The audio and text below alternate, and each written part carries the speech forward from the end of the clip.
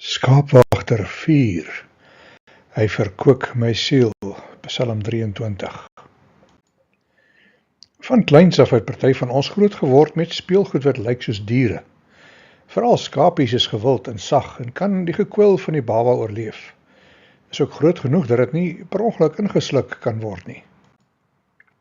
Soos die kinders groter word, het party van daardie sagte speelgoed 'n lewenslange metgesel geword, 'n troeteldiertjie wat na gegryp word as die lewe moeilik word of die gevaar dreig. Dis asof daardie skapie jou dadelik rustig maak. Party van ons het groot geword voor die TV met skape wat kan praat en plannetjies maak soos Shaun the Sheep. Die skaapboer was egter nie die skerpste mes in die laai nie en die skape kon maklik die wol oor sy oë trek. Hey, Mom says they think we just stand around and go baa all day, fluister een lammetjie vir die ander een.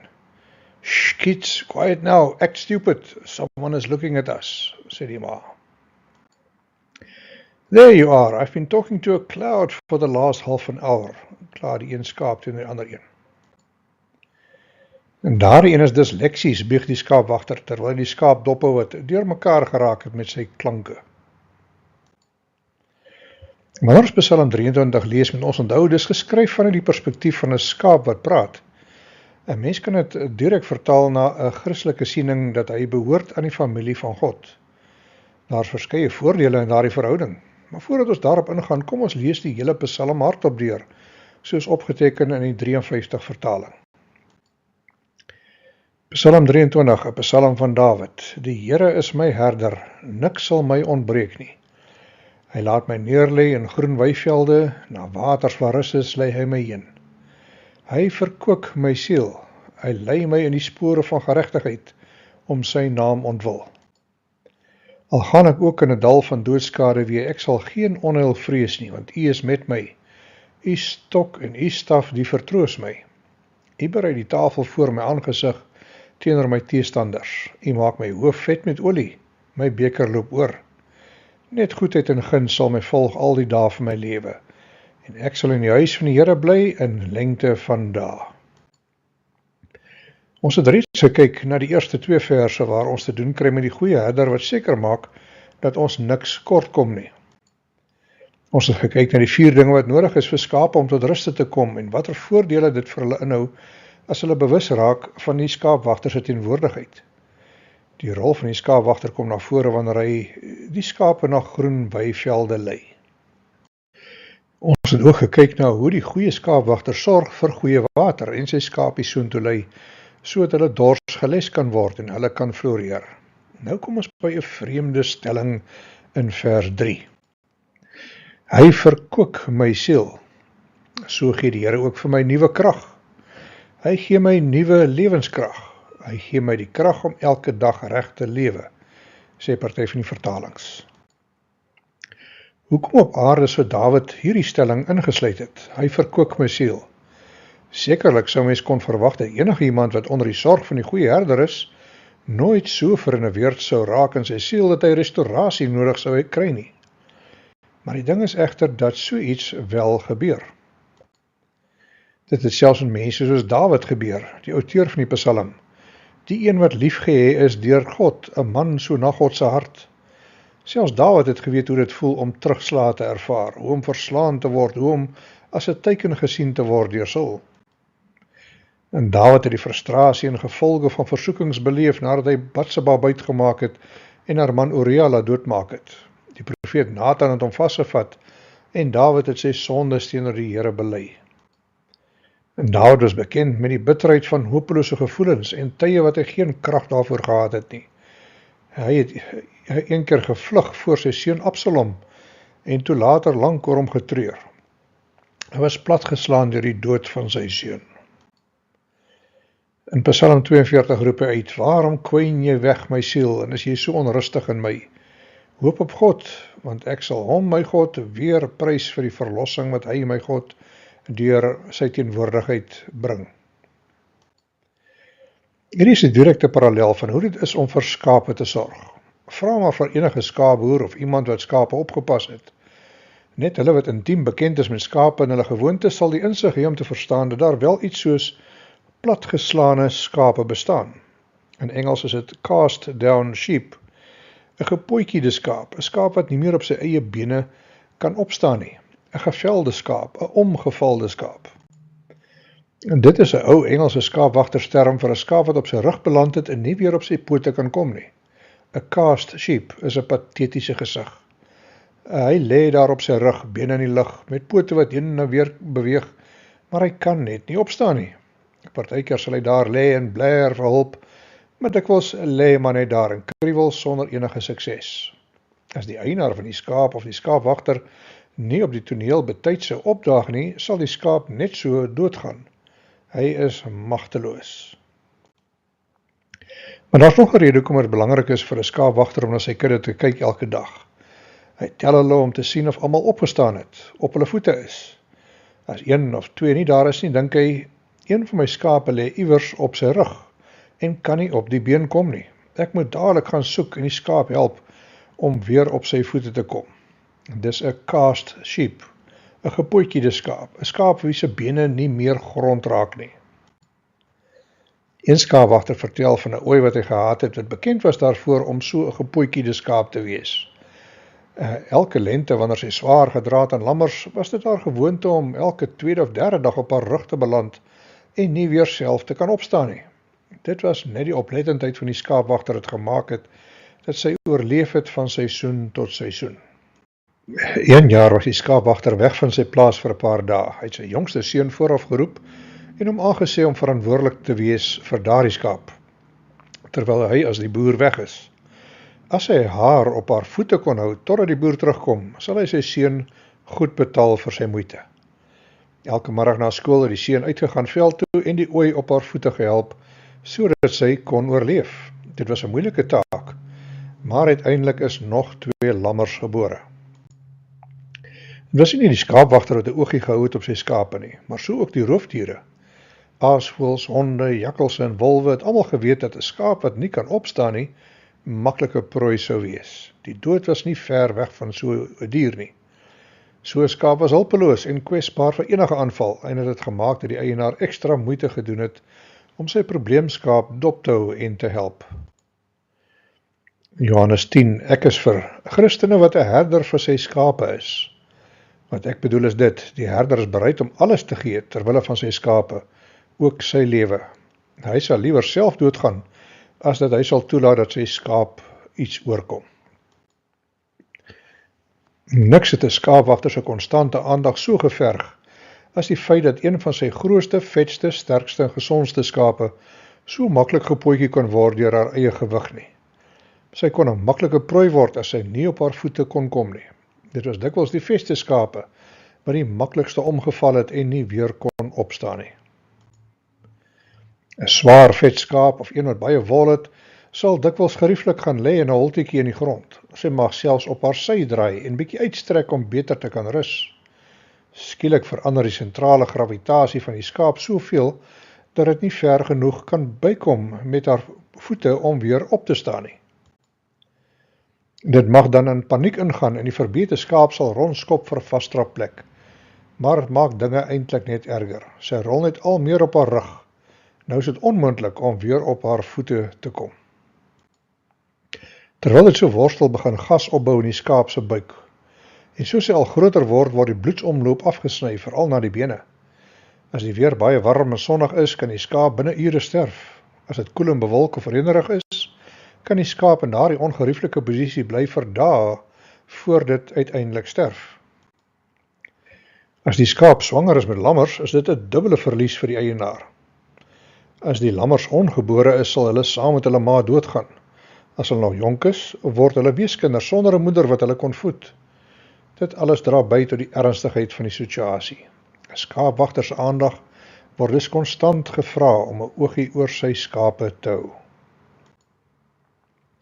Ons het onlangs op TV gesien van die oorstromings in Australië waar duisende hektare onder water was en waar boere enorme verliese gelei het. Wat my veral opgeval het was hoe baie skape verdrink het, nadat hulle rondgedryf het in die water. Min van hulle kon iewers 'n hoogtetjie vind waar hulle tydelik veilig kon wees. En die wat wel hoogtes gevind het, het gou agtergekom, daar is geen kos nie. en begin om 'n stadige dood te sterf. Dit was hartverskeurend om 'n trop skape dop te hou, wat doelloos dwaal deur die water agter die voorste skaap aan, in die hoop dat hy weet waar hy heen gaan. Duisende skape is daarmee heen, omdat hulle nie 'n herder by die rand gehad het, wat vir hulle kon lei na veiligheid nie. Party skaapboere het alles ingesluit, om daarom party van hulle skapies te red van ondergang. Hierdie Australiese boer het begin swem met sy skape, om hulle na droë grond te lei. Hy wou nie hê dat hulle verlore gaan en verdrink nie. 'n Skaapwagter vertel hoe hy gedurig bekommerd was oor sy skape, hulle gedurig getel het om te kyk of daar nie een is wat afgedwaal het, of nie weer kon opkom as hy gaan lê het nie. Hy het gereeld die hemel het opgehou vir aasvoëls, want as hulle eers begin sirkel, is daar 'n skaap wat besig is om te sterwe, te swaar van die wol om op te staan. 'n Skaapwagter het dan alles onmiddellik net so gelos en hom na sy trop gehaas om almal te tel en seker te maak dat al sy skape fiks en op hulle voete was. Die storie wat Jesus vertel het van die skaapwagter wat sy 99 skape laat agterlaat het, om die een te gaan soek, pas mooi in by hierdie drama. En die skaapwagter se diepe omgee vir sy trop, sy moeitevolle gesoek en sy verlange om die verlore skaap te vind, word vir ons gedemonstreer. Jesus leaving 99 to find one seems crazy, until you are that one. En dan die skaapwagter se vreugde as hy dit kry en die skaap weer op sy voete help en terugbring na die kudde.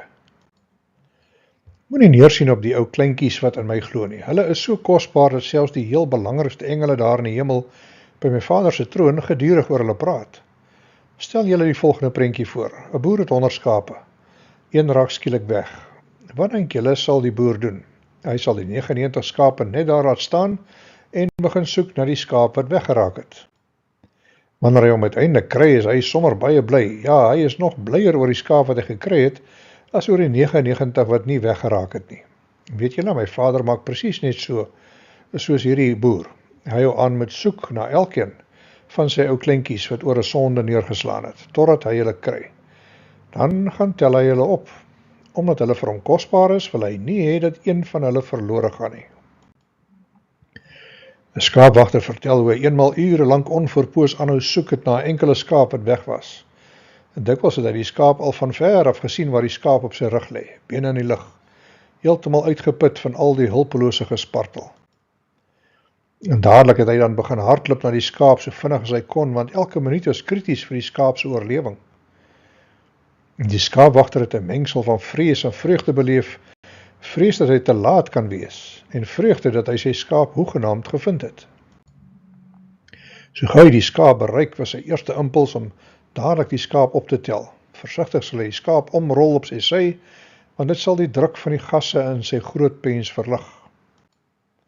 As die skaap te lank op sy rug gelê het, sal die skaapwagter fisies die skaap moet optel, totdat die skaap op sy voete is. Dikwels sal hy bakbeen oor die skaap gaan staan, om die skaap te stut aan weerskante, sodat dit nie net weer daar sal omslaan nie. Hy sal haar bakbeen regop hou en haar bene vryf om die sirkulasie in die bene te probeer terugkry.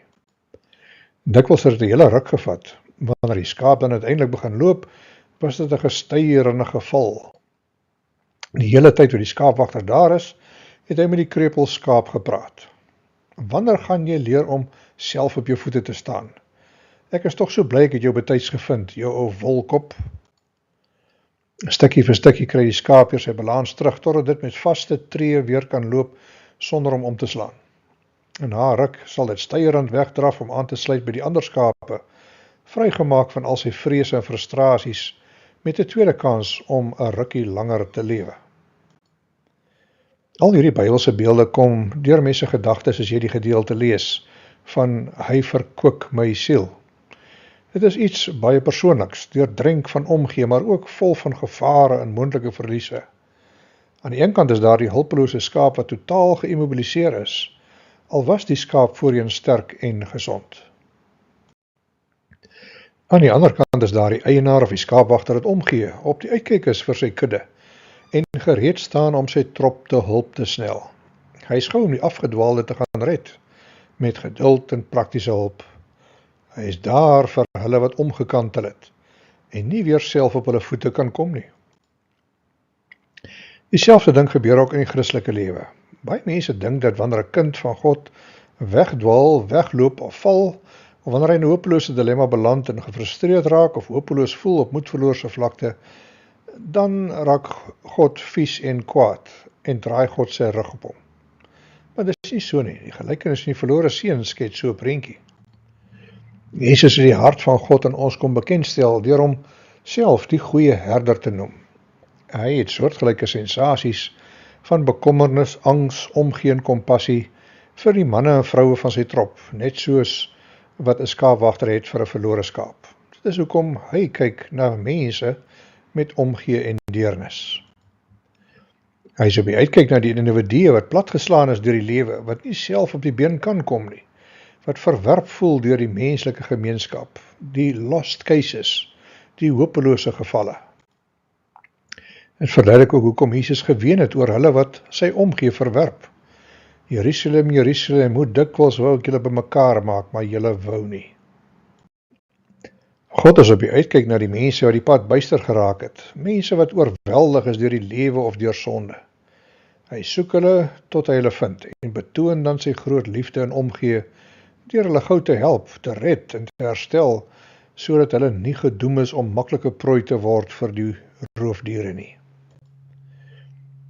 As mens die lewensverhaal van Jesus lees, sien jy hom gereeld as die goeie herder wat besig is om sy skape op te tel, skape wat nie self kan opstaan nie. Met teerheid, liefde en geduld het hy Petrus se siel herstel na die aaklige tragedie, toe hy vir Jesus 3 maal verloon het. Petrus het goed droog gemaak en kon nie op sy eie weer in die gang kom, totdat die goeie herder persoonlike aandag aan hom gegee het nie. Na ete vra Jesus vir Petrus: Simon, seun van Johannes, het jy my liewer as wat hierdie ander my het? Ja, Here, kom dit van Petrus. U weet hoe toegewy en lojaal ek teenoor u is. Kyk dan asseblief na my lammers, vra Jesus toe. 'n tweede keer vra Jesus: Simon, seun van Johannes, het jy my lief? Ja, Here, u weet mos hoe lief ek u het, sê Petrus weer. Pas dan asseblief my skape soos 'n herder op, vra Jesus. 'n derde keer vra Jesus hom: Simon, seun van Johannes, het jy my lief? Kan ek heeltemal op jou lojaliteit staatmaak? Petrus het hartseer geword omdat Jesus so aanhou. Here, sê hy toe: U hoef nie eens te vra nie, want u weet alles, ook wat aan my hart aangaan. U weet mos hoe lief ek vir u is. Sorg dan vir my skape, sê Jesus. Ek wil vir jou iets belangriks sê. Toe jy jonk was, het jy self aangetrek en jy kon stap waar jy wou. Maar as jy ouderdom jy inhaal, sal jy dit nie eens meer kan doen nie. Jy sal maar net jou hande vraand kan uitsteek. Ander sal dan kom en jou aantrek en jou dra waar jy nie wil wees nie. Jesus het sy volgelinge herstel en selfs groter verwagtings van hom gekoester. Net so kom God elkeen van ons te hulp waar ons is, ongeag wat is ook al vashou of vertraag, watter sondes ook al verlam het. Dan herstel hy ons weer en sit ons terug op ons voete. Hy help ons weer op, sodat ons kan vorentoe gaan. In Psalm 56 kry ons akkurate stelling oor hierdie aspek van die Christen se lewe. Want u het my van die dood gered, my voet nie laat struikel nie, en met God by my kon ek my pad aanhou loop en die lewenslig bly sien. Dalk is dit nodig om 'n slag eerlik te wees van hoe dinge in die lewe van 'n kind van God werk, en die feite in die oë kyk soos hulle is. Die meeste van ons, selfs al behoort is aan Jesus, en selfs al begeer ons om onder sy beheer te staan, en selfs al kies ons daagliks om deur hom gelei te word, bevind ons self by tye in situasies waarin ons vassit, of hulpeloos is, en nie kan vorentoe beweeg nie, neergedruk deur die laste van die lewe, of ons eie sonde. Ons lê as ware daar bones in the air. In kriketterme sou ons kon sê, ek is uitgebul deur die lewe. Dis neusie verby, al my kans is daarmee heen, ek kan nie meer self nie. Dit gebeur dikwels in die tye wat ons so seker is van onsself. Dis egter ook die tye wat ons maklik kan struikel en val. Partykeer lyk dit op die oog af, of ons floreer in ons geloof. Maar intussen bevind ons onsself in uiterste frustrasie en in 'n hulpelose gespartel om weer op die been te kom. Paulus skryf aan die Christene in Korinthe, waar hy hulle waarsku omtrent hierdie probleem. En daarom, wie meen dat hy staan, moet oppas dat hy nie val nie. Dit klink omtrent na 'n paradoks in ons geestelike lewe. As ons dit egter van naby bekyk, sien ons die waarheid van sy woorde. Net so skape kan Christene ook in situasies beland, waarin hulle onkapabel is om op te staan, platgedruk word deur die gewig of druk van die lewe, of gepootjie word deur hulle eie besluite of sondes of keuses. And getting knocked down in life is a given. Getting up and moving forward is a choice, het die ou besluit. Iemand het dit vergelyk met 'n pyl en boog. An arrow can only be shot by pulling it backward. When life is dragging you back with difficulties, just imagine that it's going to launch you into something great. Het begin gewoonlik wanneer ons begin soek na 'n gerieflike plekkie, 'n gemakzone. Die skaap soek daardie gemaklike ronde holtetjie in die grond waar hy kan gaan lê, maar dikwels is dit juist daardie gerieflike situasie wat jou ondergang kan beteken. Jou kampootjie, jou van jou voete af kan laat gly. Die skaap wat in die holte lê, kom skielik agter dat hy nie weer kan omrol nie, want die holte hou hom vas. Dis al te gemaklik om in so 'n ongerieflike situasie te beland, waar jy met jou eie beste pogings nie weer kan self opstaan nie. Dalk het jy al so iets beleef. In die Christenlewe is daar altyd die gevaar om te gaan soek na die maklikste plek, die gerieflikste hoekie of holte, die gemaklikste posisie waar daar nie swaar kry of lyding is nie, waar jy nie hoef uit te hou en aan te hou nie, waar jy kan ontspan, jou skanse kan laat sak, so bietjie kan ontspan en agteroor rus, 'n plek waar daar geen vorm van selfdissipline gevra word nie, en waar jy veilig voel en kan ontspan. Dis wanneer jy as ware voel, ek het gearriveer, ek het dit gemaak, alles is nou rustig en onder beheer. A ship in the harbor is safe, but that is not what ships are for. Maar ons besef nie dat ons in groot gevaar is nie. Ons is houtgerus, ons skanse is af, ons is maklike teikens vir die duiwelse aanvalle. Daar bestaan wel iets soos die dissipline van die eenvoudige lewe, 'n vrygewige lewe wat ons die wêreld so goed sou kon doen as ons dit sou beoefen. In plaas daarvan om heeltyd by mekaar te maak, en by te hou by die Jonese, of net nog 'n bietjie meer vir jouself te hou, is daar 'n alternatief waar ons met 'n oop hand kan lewe, op die uitkyk kan wees vir ander se behoeftes, en iets kan doen daaromtrent. Eendag het die ryk jong man na Jesus gekom, en wou hy weet wat daar nog is wat hy moes doen om perfek te wees. Jesus se antwoord het laat blyk dat die jong man gedink het hy was in 'n veilige posisie. Maar inderwaarheid was hy op die rand van 'n ineenstorting, afdwaling, want hy het sy vertroue op sy rykdomme gesit. Sy liefde vir die dinge wat hy gehaat het, het dit vir hom onmoontlik gemaak om Jesus voluit te volg. Op 'n dag het 'n jong man vir Jesus kom sê, "Goeie leermeester, u praat so baie oor God se nuwe wêreld. Ek wil ook bitter graag daar 'n plek kry. Sê my, watter goeie dinge moet ek doen sodat ek vir altyd daar kan gaan bly?" "Vir wat kom spreek jy my hiervoor almal aan as goeie leermeester?" het Jesus vinnig gereageer. "Jy weet mos dat daar net een is wat regtig goed is, God. Maar nou ja, laat ek jou vraag beantwoord. As jy vir altyd in God se nuwe wêreld wil bly, moet jy sy voorskrifte gehoorsaam, so eenvoudig is dit." "Watter voorskrifte?" het die man gevra.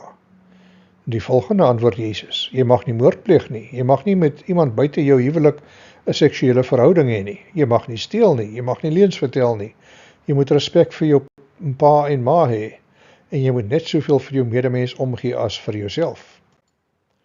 "Ag, wat, ek doen daardie dinge al van kleins af," sê die jongman toe.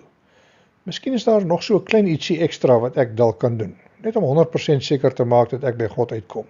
Sê my asseblief." Hierop sê Jesus: "Nou goed, as jy God se voorskrifte 100% wil hou, moet jy al jou besittings verkoop. Gee dan al daardie geld vir die armes. Los alles waarmee jy besig is en word een van my volgelinge. As jy dit alles doen, het jy vir jouself 'n kosbare skat in die hemel bymekaar gemaak. Dan sal jy definitief 'n plek in God se nuwe wêreld kry." Jesus se woorde het die jong man baie omgekrap. Dit was die laaste woord wat hy wou hoor, want hy was skatryk. Hy was nie van plan om sy besittings aan sy familie en aan die armes uit te deel nie. Die jong man het toe dikmond omgedraai en weggestap. Terwyl Jesus die man agterna kyk, sê hy vir sy disippels: "Sien julle? Dis glad nie maklik vir iemand wat ryk is om 'n plek in God se wêreld te kry nie. Dit is selfs vir 'n groot kameel makliker om deur 'n klein gaatjie van 'n naald te stap as wat dit vir 'n ryk persoon is om in God se nuwe wêreld te kom." Jesus se woorde het die disippels se voete onder hulle uitgeslaan. Verbuisterd vra hulle hom toe: "Maar wie op aarde kan dan gered word? Hoe sal iemand ooit 'n plek in God se wêreld kry?" Jesus het hulle stip aangekyk, toe sê hy vir hulle: "Ja, julle is reg. Op julle eie kan julle nooit daar uitkom nie, maar God kan enigiets doen. As julle op hom vertrou, sal hy sorg dat julle wel in sy wêreld inkom."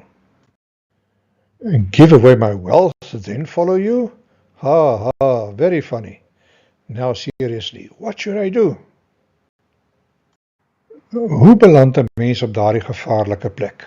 Partykeer kan dit gebeur deur jouself so bietjie te bederf, so bietjie oorboord te gaan, so bietjie terug te sak in die kussings, so bietjie die maklike lewe te geniet. Dit kan gebeur dat die goeie herder dan van jou kan vra om juist dit op te gee en jou dan skuif na 'n plek waar dinge nie so gerieflik is nie, buite jou gemaksone. Jy mag dalk nie daarvan hou nie, maar dit gaan vir jou nuwe wêrelde oopmaak en tot jou voordeel wees. Dit gebeur soms dat 'n skaap eenvoudig te veel wol op sy lyf het. Dikwels wanneer die wolpels baie lank word, raak dit al swaarder van die modder, die mis, die stekels, die dorings en die takkies en die ander opdrifsels, sodat die skaap later 'n slagoffer raak van sy eie vooruitgang en begin vassit, of letterlik plat gedruk word deur sy eie swaar wol. Wol in die skrif kan die ou lewe van 'n Christen voorstel. En dis die uiterlike voorstelling van my innerlike houding, my begeertes, my hoop en aspirasies. Dis die terrein van my lewe waar ek gedurig in kontak is met die wêreld rondom my. Dis hier waar ek uitvind dat dinge aan my vassit en aan my afsmeer. Dit kan soms voel of die versameling van dinge wat ek het aan my kleef, my terughou. Hoe meer besittings ek het, hoe meer wêreldse idees ek aan blootgestel word, hoe swaarder raak die laste wat my al meer aftrek en vashou en platdruk. Ek onthou ook een keer as kind gekyk het hoe word skape geskeer in die Karoo. Daardie wol word dan in hokke gegooi sodat dit later gebal kon word. As kinders het ons graag in die wolhokke gespring, maar gou agtergekom dat die wol nie heeltemal so sag soos 'n trui was nie, maar vol stekelrige goed wat vaskleef van die wol, vol takkies en dissels en stokkies. Ook was die wol vuil van modder en olierig, sodat mens sommer gou vuil gevoel en gelyk het. Is interessant dat geen hoofpriester ooit toegelaat is om wol te dra wanneer hy die allerheiligste besoek het nie. Die wol van 'n skaap was so magneet vir allerlei goed wat daarin verstrengel geraak het. Iemand wat voor God verskyn, moes rein en skoon wees, heilig wees, afgesonder vir die Here. Dalk spreek die wolle van 'n houding van ek kan self, van trots, van persoonlike voorkeure. Maar is dinge wat God nie kan duld in sy teenwoordigheid nie. As ek gedurig oorlaai word deur allerlei laste wat al swaarder vir my word, is dit 'n aspek van my lewe waar hy drastiese aandag aan sal moet gee. As ek sou wens om aan te hou wandel met God en nie gedurig af te dwaal of vas te sit nie, sal ek hom moet toelaat om my te reinig, my skoon te maak van sonde. Moenie tuis raak in hierdie wêreld met al sy boosheid nie. Nee, laat God julle van binne af nuut maak. Laat hy julle manier van dink verander, sodat julle kan weet wat hy van julle verwag. Dan sal julle ook weet wat sy wil is, en hoe julle hele lewe elke dag aan hom moet oorgee. Wanneer 'n skaapwagter 'n skaap vind wat nie kan opstaan nie, weens sy lang en swaar wolpels, moet hy drastiese vinnige stappe neem om die situasie te beredder. Om die skaap te bevry is dit nodig dat hy die skaap skoon moet skeer. Alles moet afval wat die skaap so swaar gemaak het, sodat die skaap 'n tweede kans kry en nie langer 'n gevaar is om sy lewe te verloor nie. Dis nie altyd 'n plesierige proses om geskeer te word nie. Skape hou nie daarvan om geskeer te word nie, en dit vra harde werk van die skaapwagter, maar dit moet gedoen word. Ek onthou op my oupa se plaas in die Karoo hoe hy skape geskeer het, en ons as kinders, wat so tussen die wolhokke baljaar het wegkruipertjie gespeel het, terwyl as die skeerders dopgehou het met hulle antieke handskere, snip, snip, snip, die skape behendig verlos het van hulle swaar laste. Partykeer was daar 'n skaap wat gebloei het, omdat die skerp skêr te naby aan sensitiewe deeltjies gekom het. Maar die skaap word deur die skeder se bene vasgedruk sodat nie kan beweeg nie. Eers as die hele woljas af is, word die skaap losgelaat om aan te sluit by die res van die kudde. Die skaap voel beteuterd, lyk bedremmeld, maar is ook verlig dat sy digte wollas daarmee heen is. 'n tweede kans tot lewe word hom gegeen. Beide die skaap en die eienaar is nou verlig. Daar is nou nie meer 'n bedreiging dat die skaap gedurig in die moeilikheid sal beland nie, want die skaap is vrygemaak van sy swaar, warm, wollerige las. En dikwels is die wolf vuil, vol mis, steeksels, modder, stokkies en bosluise. Wat 'n verligting om van dit alles ontslae te wees. Dieselfde gebeur wanneer ons gekonfronteer word met ons ou self, ons ou lewe. Daar kom 'n dag wat die meester ons moet vasdruk, dat ons nie meer kan wegkom nie. En die skêr van sy woord, snip, snip, snip, moet dan gebruik word op ons lewens. Dit mag 'n onplesierige proses wees, om vir 'n ruk so ontbloot te word, so hulpeloos te voel, terwyl ons hom toelaat om ons te stroop van alles wat ons plat gedruk het, ons balans versteur het. Ons mag dalk spook en spartel en skop teen die behandeling. Ons kan dalk selfs voel dis onregverdig dat ons so onplesierig behandel word. Ons kan selfs die skeerdery probeer vermy. Ons kan selfs 'n paar wonde optel en bloei in die proses. Maar wat 'n verligting is dit nie, as alles oor is nie. Wat 'n plesier om weer vry te wees van alles wat ons plat gedruk het. Wat 'n vreugde om weer gerestoreer en verkoop te wees deur die meester se hand. Nog 'n rede hoekom skape in die moeilikheid beland en nie kan opstaan nie, is omdat hulle te vet is. Skape wat oorgewig is nie die mees gesondste of produktiefste skape nie. Dis dikwels die vetstes wat die gouste in die moeilikheid beland en nie self weer kan opstaan nie. Hulle gewig maak dit soveel moeiliker om op te kom en ontneem hulle van die vermoë om rats op hulle voete te wees. As 'n skaapwagter agterkom en sy skape weens hierdie rede begin ly en nie kan opstaan nie, moet hy langtermynstappe neem om die probleem te korrigeer. Hy sal sy skape op 'n streng rantsoen sit, waarin hulle minder graan sal kry, terwyl die skaapwagter die kondisie van sy trop goed sal dophou. Dit is sy bedoeling dat sy skape sterk, gesond en energiek sal bly, nie vet, drillend en al swakker raak nie. Hoe lyk so iets in die Christelike lewe? Ons word dikwels met dieselfde probleem gekonfronteer. Party van ons het so goed gedoen in besigheid of in ons beroep of in ons daaglikse lewe, dat ons voel of ons floreer, ons het gearriveer. Ons kan 'n siening en houding begin ontwikkel dat ons mos self kan. Ek kan onafhanklik wees, ek het God meer so nodig nie, ek kan mos self. Dit gaan dan so goed met my. En dis 'n baie gevaarlike plek om te wees. En dikwels is die tyd wat ek die sekerste is van my geestelike lewe en myself, ook die gevaarlikste plek waar ek enige oomblik plat op my rug kan beland, sonder dat ek weer self kan opstaan. Die kans dat my voete onder my uitgevee sal word, is dan baie groot. In sy waarskuwing in die kerk in Openbaring, wys God uit dat party Christene dink hulle is ryk en invloedryk, maar hulle is eintlik in groot gevaar, al besef hulle dit nie. In Openbaring 3 vers 17, julle sê, ons is ryk, skatryk, ons het niks meer nodig nie. En julle weet nie dat julle ellendig en beklaanswaardig is nie, arm, blind en kaal. Dieselfde punt word deur Jesus gemaak in sy gelykenis van die ryk boer, wat besluit om groter en beter skure te bou, maar wat op die rand gestaan het van groot verliese.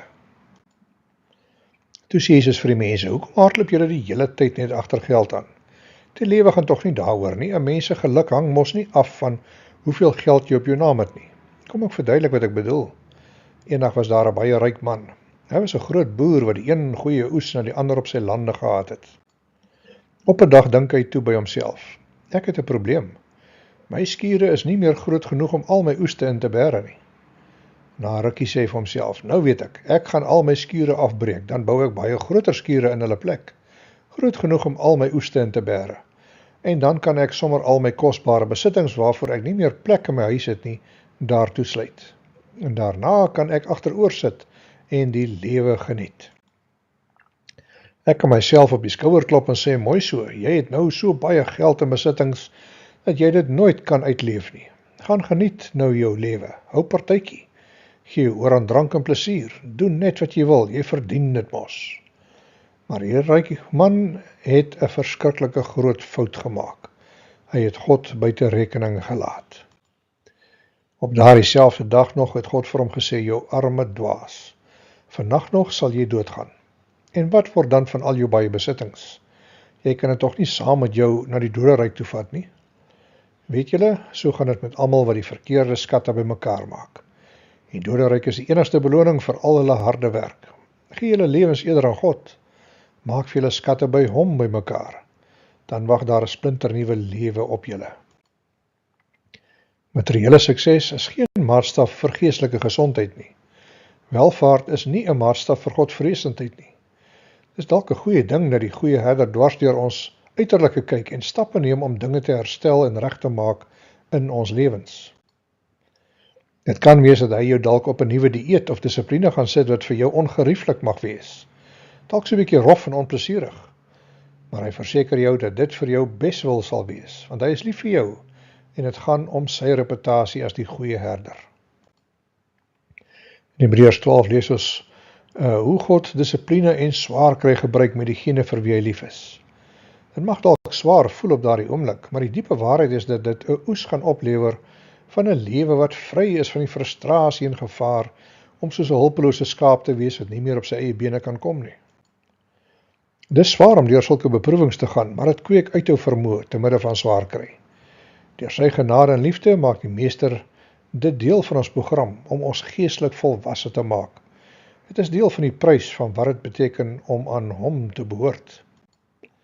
Hebreërs 12 vers 4. Julle het nog nie regtig so swaar gekry as wat julle kan nie. In julle stryd teen al die slegte dinge het julle nog nie by die punt gekom waar julle moet kies tussen lewe en dood nie. En boonop lyk dit of julle vergeet het hoe God sy kinders moet inpraat. My kind, moenie sommer van jou afskud as die Here jou straf nie. Moenie sommer tou opgooi as hy jou op jou foute wys nie. As die Here iemand liefhet, wys hy hom wat hy van hom verwag. Al maak dit soms seer. En daarom tree hy soms ook hard op teenoor sy kinders. 1 Korintiërs 10. Geen versoeking wat meer is as wat 'n mens kan weerstaan, het julle oorval nie. God is getrou.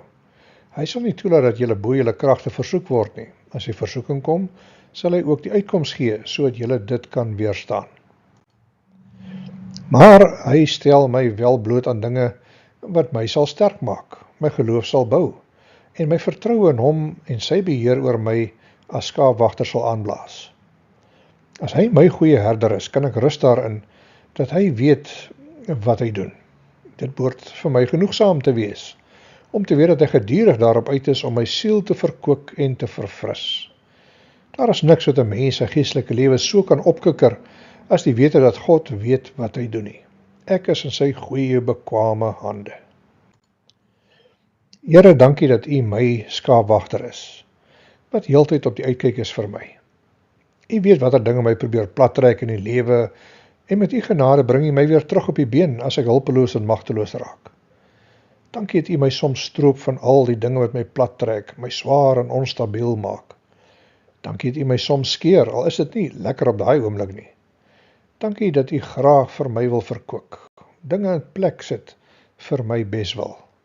Amen.